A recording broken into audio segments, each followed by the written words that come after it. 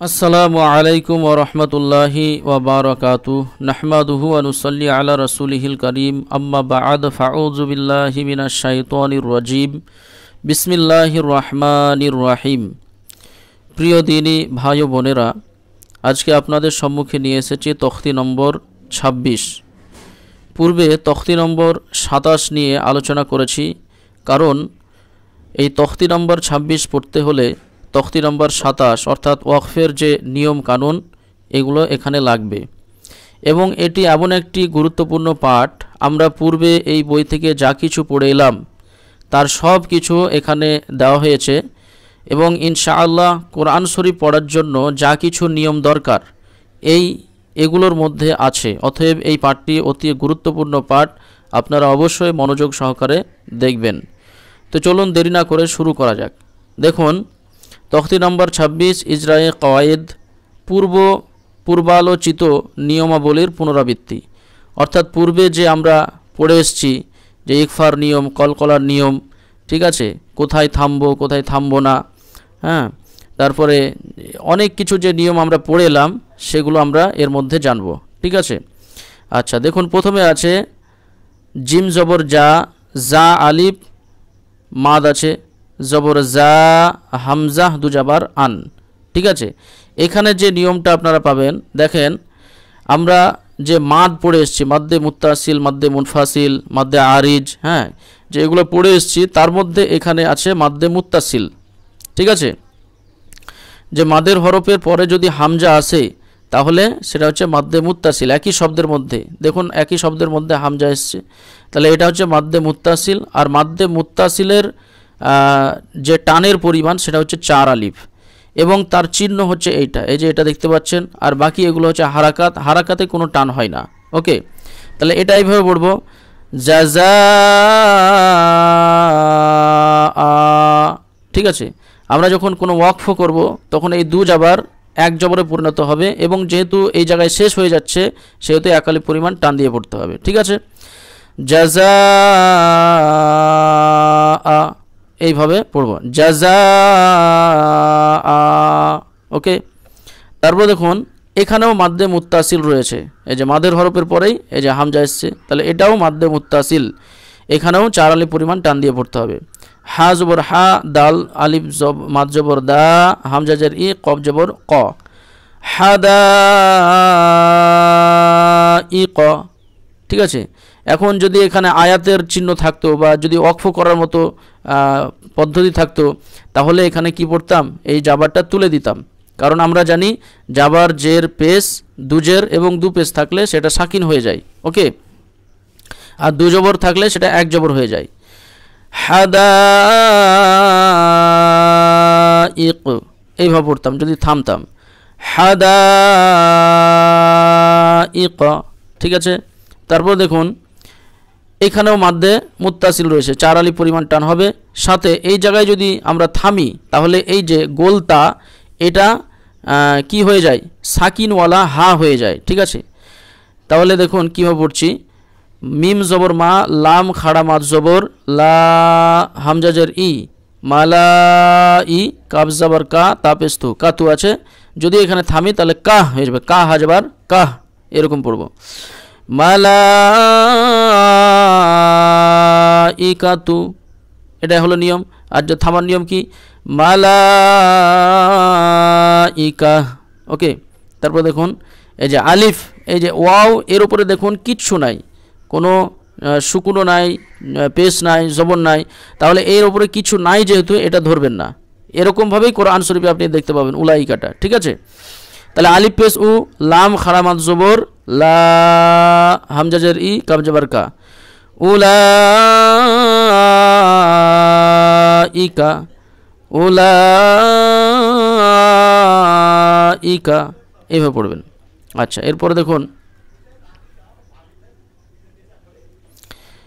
আলিফ নুনজের in, নুন আলিফ মাদ জবর না, ইন্না।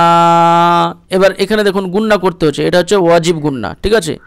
নুন এবং মিম এগুলোর ক্ষেত্রে ওয়াজিব গুন্না হয়ে যায়, আপনাকে গুন্না করতেই হবে এক আলিফ পরিমাণ টান দিয়ে, ইন্না। ওকে, এবার দেখুন এই যে আলিফ বা হামজা, আলিফের উপরে যখন হারকাত হয় ওটা হামজা হয়ে যায়, তা হামজা পড়বেন। হামজা আইন জবর আ, ত ইয়া জবর তয়, নুন খাড়া জবর না, কাফ লাম জবর কাল, কাফ ওয়াও জবর কাউ, সা জবর সা, র জবর রা, সা র আছে। এবার এখানে দেখুন আয়াত, তাহলে আয়াতে কি হয়, থামতে হয়। আর যখনই থামতে হবে এই যে জবর, রয়ের পর জবর আছে, এটা সাকিনওয়ালা র হয়ে যাবে, দিয়ে কি পড়বো, সা র জবর সার। লেখার সময় এইভাবে লিখবো, কিন্তু পড়ার সময় এটা সাকিন করে নেব। ওকে, তাহলে এইখানে দেখুন একটা লক্ষণীয় বিষয়, সেটা হচ্ছে এই যে মাদের হরফের পরে যদি অন্য শব্দে হামজা আসে তাহলে এটা হচ্ছে মাদ্দে মুনফাসিল। আর মাদ্দে মুনফাসিলের যে টানের পরিমাণ 4 আলিফ, এবং এইটা হচ্ছে চিহ্ন মাদ্দে মুনফাসিলের, এটা হচ্ছে চিহ্ন। এই যে এটা হচ্ছে মাদ্দে মুত্তাসিলের চিহ্ন, আর এটা মাদ্দে মুনফাসিলের চিহ্ন। ওকে, আর এই যে খাড়া জবর, এই খাড়া জবর মানে কি, আলিফ মাদ্দা 1 আলিফ পরিমাণ টান দিয়ে পড়তে হয়। তাহলে দেখুন পড়ছি, ইন্না আ'তাইনাকাল কাউসার, ইন্না আ'তাইনাকাল কাউসার। ওকে, আচ্ছা, এরপর দেখুন ওয়াও জবর ওয়া, কাফ লাম পেশ কুল, লাম পেশ লু, ওয়া কুল্লু, আলিফ মিম জবর আম, র মিম জের রিম, আম রিম। এই যে এই জায়গায় একটা লক্ষণীয় বিষয়, যে মিম সাকিনের পরে বা এবং মিম ছাড়া অন্য যে অক্ষরে আসুক না কেন আপনি ইজাহার করে পড়বেন, এটা এনে গুণনা করবেন না, এটাকে ইজাহারের সাফাবি বলা হয়। আম রিম এরকম না, এটাকে ইজাহার করে পড়বেন, আম রিম, ঠিক আছে। আর এই যে এই রয়ের সঙ্গে মিমের একটা ইদগাম হচ্ছে, যেহেতু এটা আছে ইদগামে মিম, অর্থাৎ এক গুণনা করতে হবে, একটু 1 আলিফ পরিমাণ গুণনা করে পড়তে হবে। তাহলে আলিফ মিম জবর আম, র মিম জের রিম, মিম সিন পেশ মুস, তা জবর তা, কফ রজের কির, রদ পেশরুন, কিররুন আছে। এবার যেহেতু এটা আয়াত থামার চিহ্ন, সেহেতু এই যে দু পেশটা কি হয়ে যাবে, সাকিন হয়ে যাবে, ঠিক আছে। তাহলে কফ রজের কির এরকম পড়বো, ঠিক আছে। ওয়া কুল্লু আমরিম মুস্তাকির, ওয়া কুল্লু আমরিম মুস্তাকির, এভাবে পড়বো। তারপর দেখুন আলিফ লাম জবর আল, লাম জবর লা, আল্লাহ, জালিয়া জের জি, নুন জাবান না, আল্লাযিনা, এই যে ইয়া মাদ্দা, এটা 1 আলিফ পরিমাণ টানতে হবে। হামিম পেশ হুম, ইয়া পেশ ইউ, র আলিফ মাদ জবর র, এই যে মাদের হরফের পরে হামজা এসছে, তাহলে এটা হচ্ছে মাদ্দে মুত্তাসিল, চিহ্নটাও দেওয়া আছে দেখুন।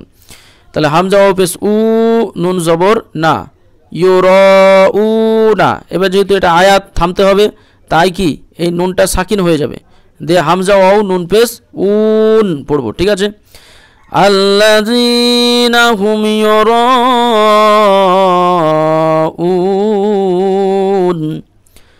আল্লাযীনা হুম ইউরাউন। ওকে, আচ্ছা, এরপরে দেখুন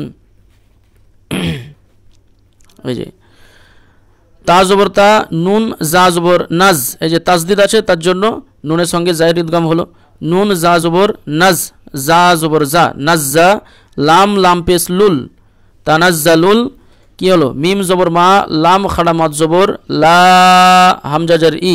এখানেও দেখুন মাদ্দে মুত্তাসিল, মাদের হরফের পরে হামজা এসছে এবং এটা চিহ্ন। মালাইকা, কাব জবর কা, তা পেশ তু, মালাইকাতু, ওয়া র জবর ওয়ার, এটা হচ্ছে হুরুফে সামসি, ঠিক আছে। র হচ্ছে হুরুফে সামসি, এই জন্য আলিফ লাম ছুটে গেল, দিয়ে ডাইরেক্ট রয়ের সঙ্গে ইদগাম হলো। ওয়া র পেশ ওয়া র জবর ওয়ার, র পেশ রু, হা পেশ হু, ওয়ার রুহু, ফাইয়াজের ফি, হা আলিফ জবর হা।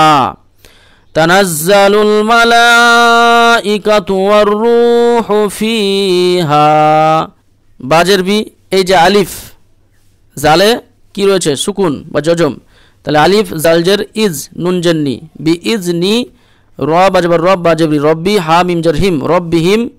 এই যে মিম সাকিনের পরে যদি মিম আসে তাহলে কি গুণনা করে পড়তে হয়, রব্বি হিম মিম, নুন জের মিন। এই যে তারপরে দেখুন কাফ এসছে, কাফ হচ্ছে ইকফার হরফ, তাহলে নুন সাকিনের পরে যদি কোনো ইকফার হরফ আসে তাহলে এখানেও গুণনা করতে হয়, মিন, কাফ লাম পেশ কুল, লাম জের লি, কুল্লি, আলিফ মিম জবর আম, র দুজের রিন, আমরিন, ঠিক আছে। এবার যেহেতু এখানে আয়াত থামবো, তাই এটা কি সাকিন হয়ে যাবে, দিয়ে আলিফ মিম র জবর আমর, এইভাবে পড়বো, ঠিক আছে। তারপরে আরেকটা জিনিস দেখুন, এই যে সিন জবর সা লাম খারাজ বল্লা মিম দু বেসমুন সালামুন, এখানে কিফ আছে প্লাস কিফ আছে, তাহলে এখানে থামতে হবে, যদি থামি কি হবে সালাম, ওকে সালাম। তারপরে হাজার হি ইয়া জবর ইয়া হিয়া, হা তা জবর হাত্তা খারাজ ওয়াত্তা হাত্তা, মিম ত জবর মাতো, লা জবর লাম জবর লা, আইন লাম জবর ইল মাতুলা ইল, ফা জিম জবর ফাজ রজরি ফাজরি। এবার এখানে থামার চিহ্ন আছে তার জন্য এটা সাকিন হয়ে যাবে, তাহলে ফা জিম র জবর ফাজর, এরকম পড়বো, ঠিক আছে। হিয়া হাত্তা মাতুলা ইল ফাজর। এবার এখানে লক্ষণীয় বিষয় হচ্ছে, আচ্ছা এই যে এখানে দেখতে পাচ্ছেন এই যে অতএব চিহ্নের মতো 3টে নোক্তা রয়েছে, আবার এখানেও দেখতে পাচ্ছেন অতএব চিহ্নের মতো 3টে নোক্তা রয়েছে।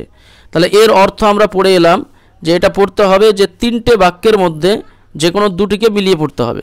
তাহলে দেখুন এই যে এটা একটি বাক্য, এটি একটি বাক্য, এটি একটি বাক্য, ওকে।